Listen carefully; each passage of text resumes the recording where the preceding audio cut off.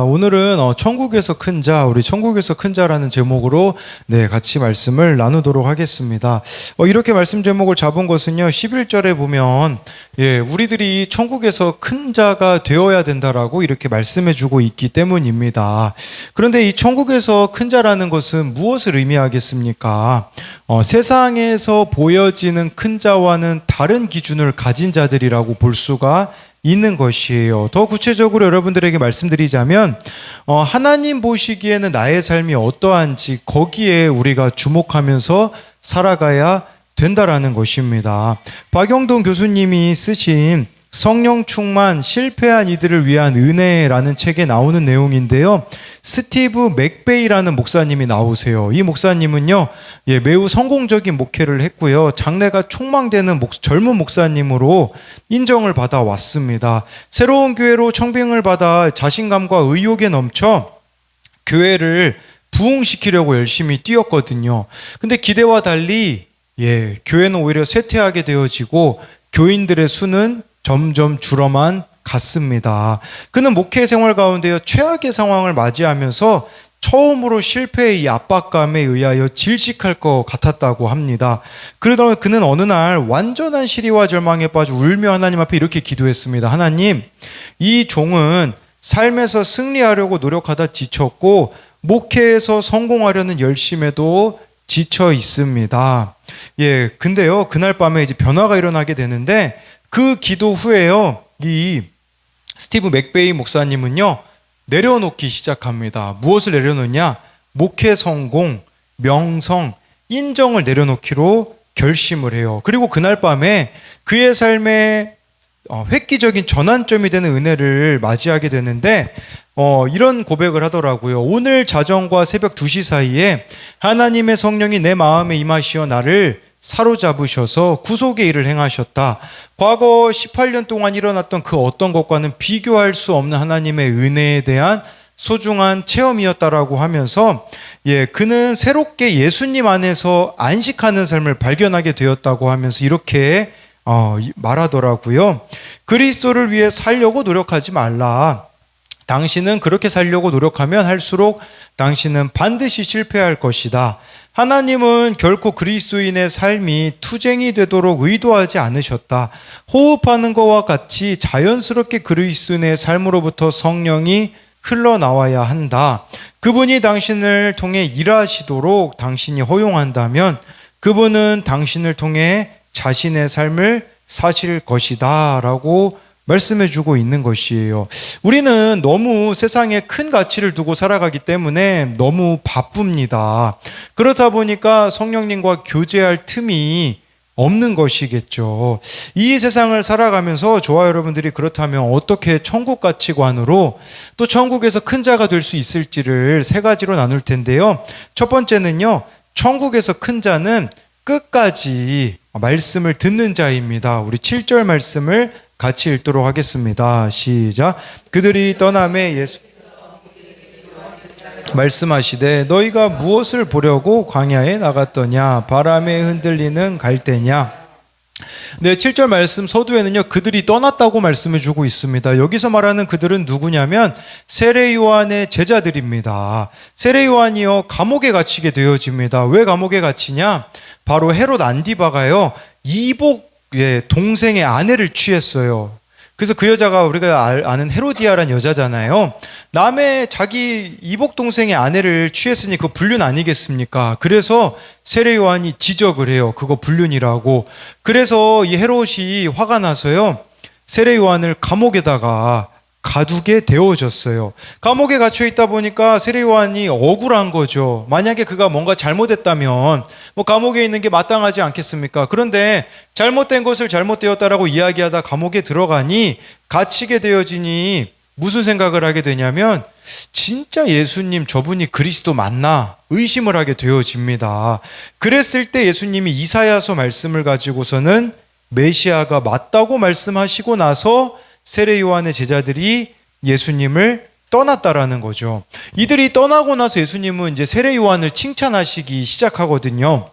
이런 것을 우리가 고려해 볼 때 생각해 볼 수 있는 것은 세례 요한의 제자들이 떠나지 않고 조금만 더 기다렸으면 예수님의 말씀이 들렸을 텐데 그것을 놓치고 떠났다고 할 수 있습니다. 여러분, 우리도 예수님을 떠나고 싶을 때가 있습니다. 여기 세례 요한의 제자들이 예수님을 떠나는 것처럼 우리도 예수님을 언제 떠나고 싶습니까? 나의 기대와 예수님의 기대가 맞지 않을 때예요. 내가 원하는 것은 이건데 주님이 원하시는 것은 다른 것일 때, 그때 우리는 예수님을 떠나고 싶어 하는 것이죠. 아마 이렇게 생각할지도 몰라요. 나는 예수님을 떠난 적이 없는데, 그렇게 생각할 수 있지만, 그러나 저와 여러분들이 매일매일 말씀을 통해 나를 비추고 있지 않다면, 정말 이렇게 구역 모임에 참여하고 있지 않다면 예수님을 떠났다고 할 수 있어요. 그렇게 말씀과 공동체를 떠나는 것이 결국은 예수님을 떠나는 것이라고 할 수가 있거든요. 그렇게 사람들이요, 자기 소견에 오른 대로 자기 마음대로 인생을 살고 싶어서 예수님을 떠나거든요. 그렇게 되어지면 어떻게 되어질까요? 지옥을 누리는 삶을 살아가게 됩니다. 지옥은 어떤 곳인 줄 아십니까? 절대 만족이 없는 곳이에요. 저와 여러분들이 예수님을 떠나면요, 무엇으로 채워도 밑빠진 독이라는 것을 아셔야 한다라는 것이에요. 왜냐하면 예수님 안에만 참된 안식과 평안이 있기 때문입니다. 저기 아산 갱티고개에 실제 있었던 일인데요, 이 살인 사건이 있었었거든요. 이 2002년인가 아무튼 되게 오래전으로 기억이 납니다. 어느 나무에 시신이 하나 이렇게 매달려 있어서 이제 신고가 들어왔는데, 15년 동안 이렇게 미제 사건으로 이렇게 남을 뻔했는데요. 그러다가 어느 한 형사가 15년 만에 이 사건의 범인을 밝혀내게 됩니다. 알고 보니 돈이 없었던 어떤 한국인과 중국인이 공범으로 이렇게 노래방 주인을 살해했던 거예요. 이 한국인과 중국인이 결국에는 잡혔거든요. 그런데 형사들이요, 이 중국인을 잡으러 갈 때 그 중국인은 직장 생활을 우리나라에서 하고 있었고 결혼을 앞두고 있었다고 합니다. 그런데 그를 잡을 때 이 중국인이요, 이렇게 이야기했다고 해요. 형사님, 이제 마음이 홀가분하네요 라고 이야기를 했다고 해요. 물론 이거는 범죄자에게 나올 수 없는 말이긴 하죠. 어떻게 이런 말을 할 수 있겠습니까? 그런데 마음이 홀가분했다라는 게 무슨 말이겠습니까? 15년 동안 지옥을 살았다라는 뜻이에요. 이 죄의 문제가 해결되지 않으면요, 사람들이 몰라도 있잖아요. 그냥 나는 알고 있잖아요. 그러다 보니까 지옥을 살 수밖에 없다라는 것이죠. 여러분, 지옥을 사는 것은요, 여러분들의 죄와 수치를 계속 나의 방법과 능력으로 가리고 가면 그게 바로 지옥을 사는 것이라고 볼 수가 있는 것이에요. 그런 의미에서 저와 여러분들이 예수님을 떠나지 않는다라는 것은 무슨 말일까요? 말씀을 듣는 거예요. 며칠 전에 저희 그 청년부 카톡방에도 어떤 다툼이 있었었거든요. 근데 그 다툼이 결론적으로는 해결이 되었습니다. 어떻게 해결이 되었냐? 그 다툼이 있었던 한 청년이 그날 밤에 큐티를 한 거예요. 말씀 묵상을 하고서는 자신이 사과하겠다라는 적용이 나와지게 되어지니 회복이 되어지는 거죠. 예수님을 떠나지 않는다라는 것은 바로 이런 거라고 볼 수가 있어요. 오늘 새벽에도 제가 나눴지만 우리 교회 집사님이 나눔을 올려주셨는데 깨달았잖아요. 정말 자녀를 참소했던 내가 디아블로 마귀였구나라고 이렇게 깨달으면서 다시 자신을 돌이키겠다라는 그런 고백을 하지 않았습니까? 여러분, 어떤 일이 일어나든지요, 말씀 앞에 끝까지 앉아 계셔야 돼요. 그러면 그 말씀이 저와 여러분들에게 해석이 되어지는데, 그런데 그렇게 말씀의 자리를 떠나고 우리 구역 모임의 자리를 떠나서는 결국에는 지옥을 누릴 수밖에 없다는 것을 아셔야 합니다. 정말 구역 모임에 여러분 속하는 게 조금씩 변화가 일어나더라고요. 저희 구역만 해도요, 저희 구역에 그 김영익 성도님이 구역 모임을 요즘 안 빠지시거든요. 어제도 왔었거든요. 그런 이야기를 하시더라고요. 지난 주일에 거기 같이 갔잖아요. 여의도에 차별금지법 반대하러 갔는데 그 주여 이렇게 삼창하실 때 막 감격이 너무 커가지고 큰 감동을 느꼈다고 하시면서 저희 구역 모임에서 솔직하게 자기 이야기들을 하시거든요. 솔직히 예전에는 찬송가 예, 듣기도 싫고 부르기도 싫으셨다고 이야기를 하시면서 예, 원래 좀 무거운 음악을 좋아하셨대요. 일명 헤비메탈이라고 무거운 네, 음악을 좋아하시는데 이제는 또 찬송가만의 또 매력이 있다고 그렇게 이야기를 하시면서 그렇게 서로 삶을 나누면서 진실에 가는 거 그게 천국을 누리는 게 아니겠습니까? 그래서 이것에 대한 적용 질문은요, 어떤 말씀이 듣기 싫어서 예수님을 떠나고 싶습니까? 말씀을 떠나지 않으니 말씀으로 삶이 해석이 되어서 천국을 누리고 있습니까? 우리가 딱 듣기 싫은 말씀이 있으면요, 그냥 예배 자리도 그냥 안 가버리고요. 큐티도 그냥 안 해버리고요. 왜 그러냐면 분명히 성경에서 뭐라고 하는지 대충 느낌 알거든요. 근데 우리가 이런 모습이 있지 않는가를 묻는 것이에요. 두 번째로는요, 천국에서 큰 자는 자신을 보는 자입니다. 우리 8절부터 10절을 같이 읽도록 하겠습니다. 그러면 너희가 무엇을 보려고 나갔더냐? 부드러운 옷 입은 사람이냐? 부드러운 옷을 입은 사람들은 왕궁에 있느니라. 그러면 너희가 어찌하여 나갔더냐? 선지자를 보기 위함이었더냐? 저보다 나은 자니라. 기록된 바 보라, 내가 내 사자를 내 앞에 보내노니 내 앞에 준비하리라 하신 것이 이 사람에 대한 말씀이니라. 예, 여기서 예수님이 말씀하신 진짜 의미가 뭘까요? 우리가 7절부터 보아야 되는데 제가 7절은 아까 읽었기 때문에 따로 안 가지고 왔는데 예수님이 세례 요한에 대해서 이제 설명해 주시는 내용이에요. 세례 요한은 예수님이 오실 길을 준비했거든요. 예. 그런데 이제 초림 예수라고 하죠. 2000년 전에 예수님 오신 것을 초림이라고 하거든요. 초림 예수님을 준비한 사람이 세례 요한이라면 우리는 재림 예수님을 준비해야 되는 사람들이거든요. 예수님이 이 땅에 다시 오신다고 했기 때문에 세례 요한과 같이 저와 여러분들이 예수님이 오실 길을 준비해야 되는데 세례 요한의 삶이 어떠했는가를 설명해 주시는 거예요. 7절 말씀에 보면 예수님이 이렇게 이야기하세요. 너희가 무엇을 보려고 광야에 나갔더냐? 바람에 흔들리는 갈대냐? 예, 이게 무슨 말이겠습니까? 세례 요한은요, 갈대와 같은 사람이 아니었다라는 뜻이에요. 갈대와 같이 흔들리지 않는 사람이었다라는 뜻입니다. 그렇기 때문에요, 세례 요한은요, 낙타 털옷을 입었고요, 메뚜기와 석청을 먹었고요, 광야에서 살았습니다. 그리고 그는 당시에 높은 위치에 있는 헤롯의 불륜을 지적할 정도로 굴하지 않았다라는 것이에요. 이 세례 요한을 통해서 우리의 모습을 보라는 거예요. 지금 너희들은 갈대와 같이 흔들리고 있지 않니? 이걸 예수님이 묻고 계시는 거예요. 연약함 때문에 흔들리고, 상황 때문에 흔들리고, 환경 때문에 흔들리고, 사람 때문에 흔들리고 있지 않니? 라고 예수님이 물으시는 거겠죠. 저와 여러분들이 이렇게 흔들리는 사람이 되어서는 안 된다라는 것을 말씀해 주는 것이에요. 8절 말씀해 보면요, 또 이렇게 예수님이 말씀하시잖아요. 부드러운 옷을 입은 사람이냐, 뭘 보러 갔냐고 하시면서 부드러운 옷 입은 사람이냐라고 물으세요. 이것은요, 세례 요한은 부드러운 옷을 입은 사람이 아니라고 말씀해 주는 겁니다. 세례 요한은 낙타 털옷을 입었거든요. 여러분, 사실 세례 요한이요, 예수님 오실 길을 준비 안 하면 잘 먹고 잘 살 수 있었던 사람이에요. 왜냐하면 그의 아버지가 제사장이었기 때문이거든요. 그 당시 제사장 출신이면요, 얼마나 잘 먹고 잘 사는지, 여러분, 제가 예전에도 말씀드렸지만요, 제사장이요, 1년에 14일 일했대요. 1년에 14일. 예, 1년에 14일 일하고 연봉 받는다고 생각해 보십시오. 얼마나 쉬운 일입니까?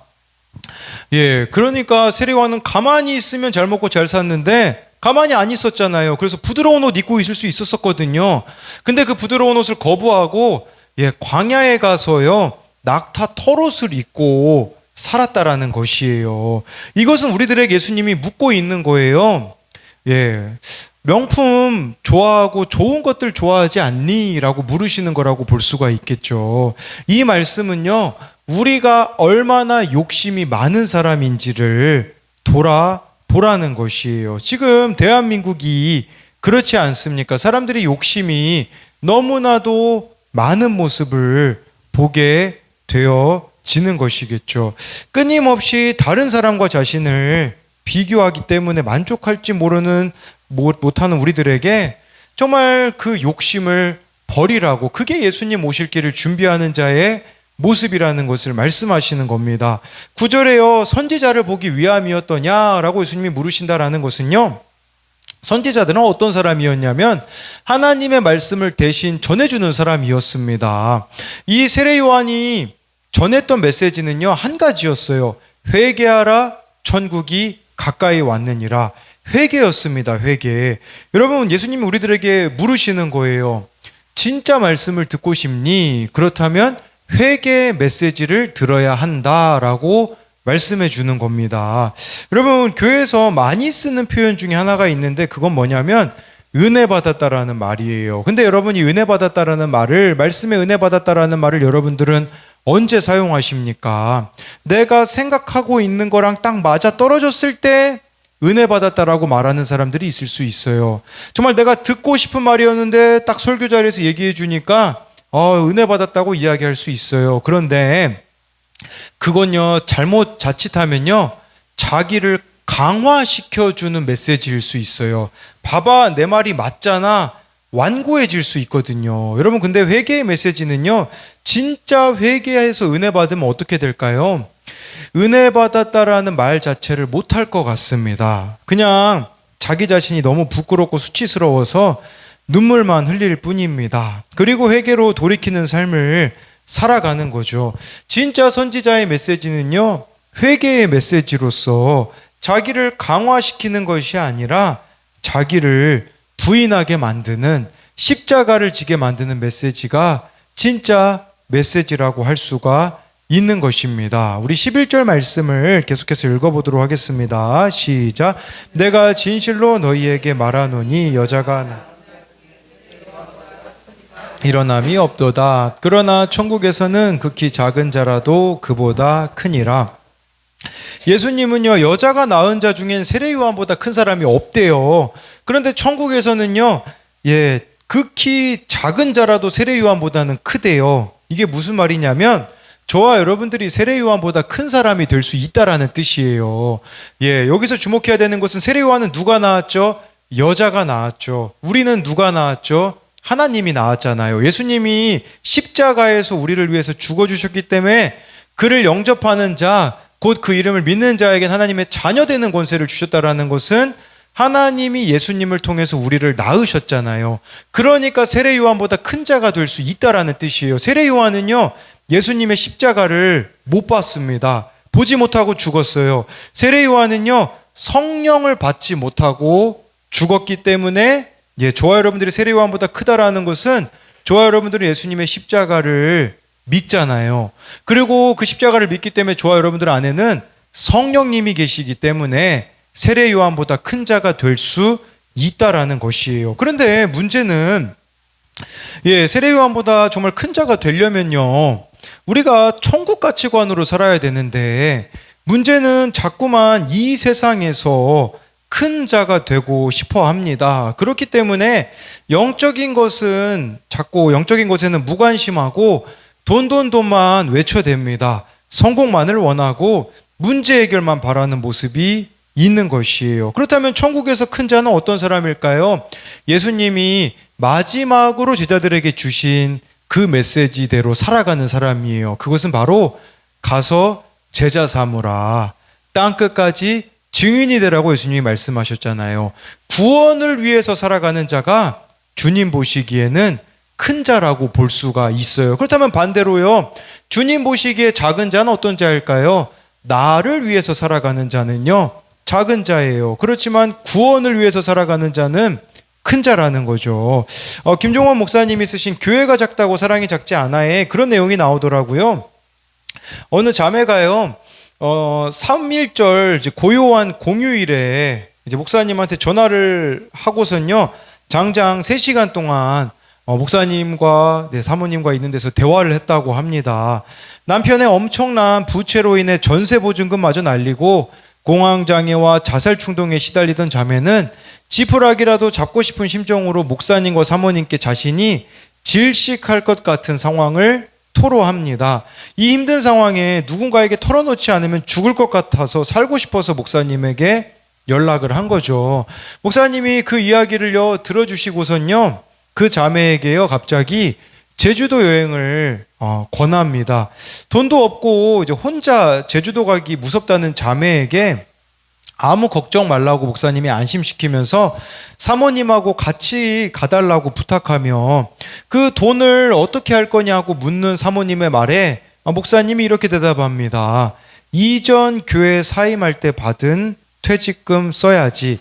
일단 성도부터 살리고 봅시다. 자매와 대화를 마치고 집에 돌아와 기도하는 가운데 떠오르는 말씀을 그 자매에게 목사님이 보내주셨는데 그 말씀은 에스겔 16장 6절이었다고 해요. 내가 내 곁으로 지나갈 때에 내가 피투성이가 되어 발짓하는 것을 보고 내게 이르기를 너는 피투성이라도 살아있으라.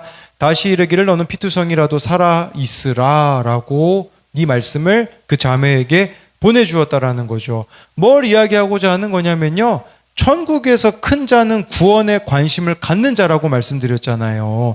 사실 전 교회 사임할 때 받은 그 퇴직금, 이 목사님 자녀가 아들만 셋인데 자녀들이 있는데 그거 미래에 대하여서 여러분 준비해야 된다라는 마음이 들지 않겠습니까? 그런데 이 자매를 위해서 그렇게 아낌없이 쓸 수 있다라는 것은 그 목사님이 구원에 관심을 가지고 계시다라는 거죠.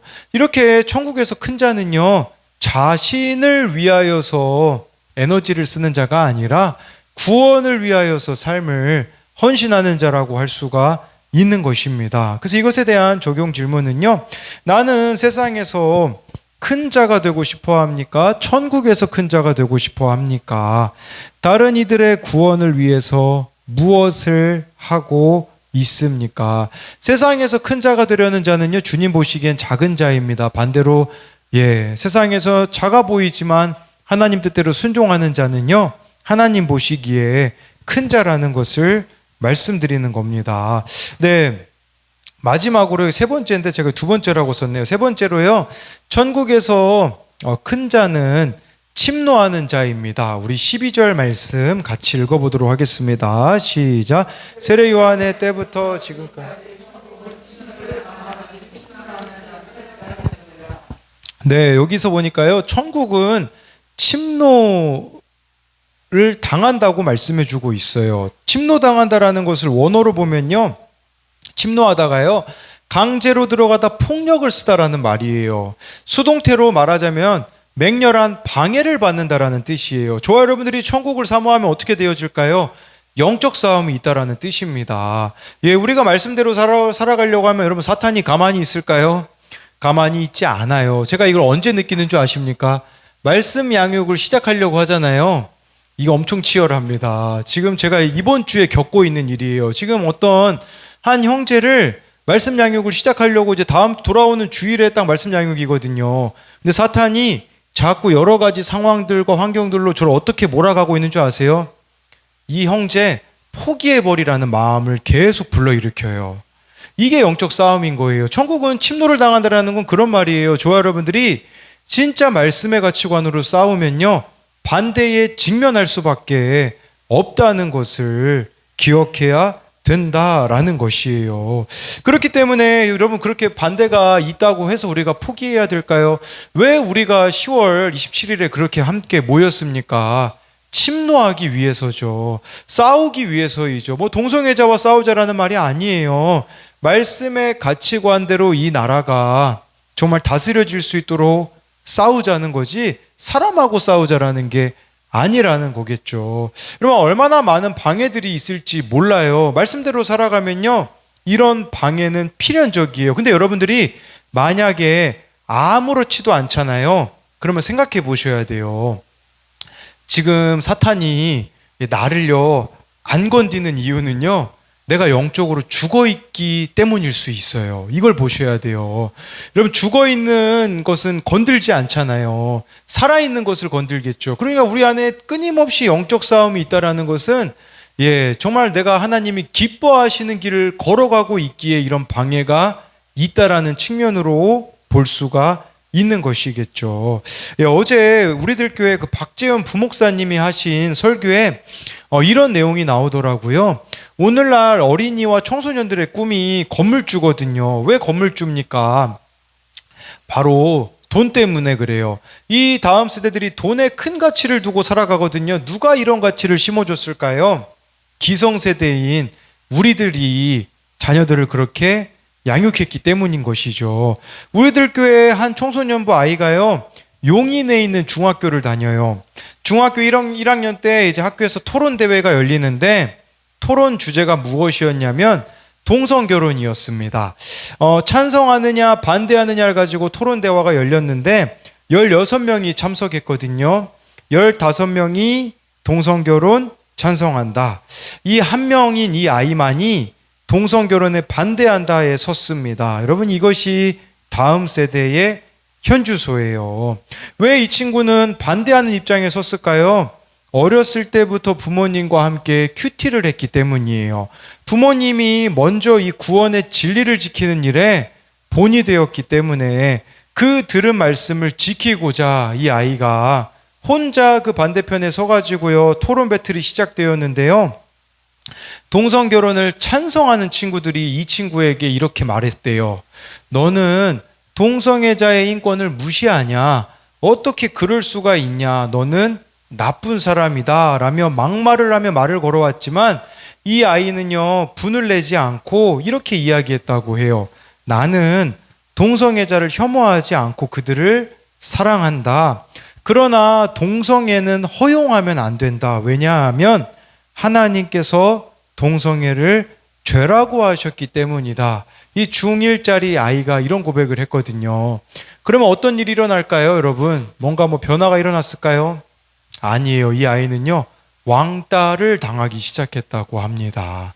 네, 왕따를 당한 거예요. 왜 왕따를 당하죠? 천국은 침노당하기 때문인 것이죠. 말씀의 가치관과 세상의 가치관은 부딪힐 수밖에 없기 때문에 지금 그래서 이 목사님이 한 몇 년이 지나고 나서 이 아이에게 이걸 설교 때 이야기해도 되냐라고 하자, 그때 자기를 왕따시켰던 아이들이 다시 자기와 친구가 된 아이들이 또 생겨났다라는 그런 이야기를 했다라는 것을 들었어요.